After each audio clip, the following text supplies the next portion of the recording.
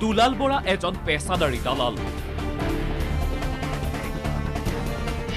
সুপাৰী মাফিয়াৰ কথাতেই অখিল গগৈৰ বিৰুদ্ধে গোচৰ দুলাল বৰাৰ।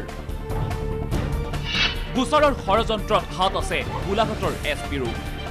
বিস্ফোৰক অভিযোগ অখিল গগৈৰ। তৃতীয়বাৰলৈ কাজিৰঙাত থকা অৰ্কিড জাতীয় উদ্যানৰ বিৰুদ্ধে ৰুজু হৈছে এটা গোচৰ। গোচৰ দিওঁতাও পুনৰ দুলাল বৰা নামৰ ব্যক্তিজনেই, যাৰ বাবে এইবাৰ দুলাল বৰাক অখিল গগৈয়ে আখ্যা দিলে পেছাদাৰী দালাল। এজন পেছাদাৰী দালালে তৃতীয়বাৰৰ কাৰণে কাজিৰঙা অৰ্কিড পাৰ্কৰ ওপৰত এটা গোচৰ দিছে। এখন সংবাদ মেলত কৃষক মুক্তিৰ নেতা অখিল গগৈৰ অভিযোগ, সুপাৰী আৰু কয়লা মাফিয়াৰ পৰা কমিছনৰ আশাতেই এই গোচৰ দুলাল বৰাৰ। যেতিয়া আমি সুপাৰী মাফিয়াক বিপদত পেলাই দিলোঁ, যেতিয়া আমি কয়লা সিন্ডিকেটক বিপদত পেলাই দিলোঁ, এই দালাল চক্ৰটোৱে তাৰো ভাগ পাই আছিলে।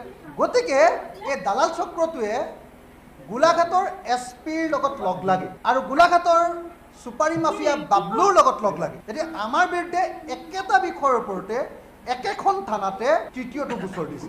সুপাৰী মাফিয়াৰ বিৰুদ্ধে কৃষক মুক্তিৰ প্ৰতিবাদৰ বাবেই এই গোচৰ। কৃষক মুক্তিৰ নেতাজনে সংবাদ মেলত উত্তৰ দিলে অৰ্কিড পাৰ্কৰ ভূমিকাক লৈ উত্থাপন হোৱা প্ৰশ্নৰো। অৰ্কিড পাৰ্কৰ ভূমি চৰকাৰী আবণ্টিত।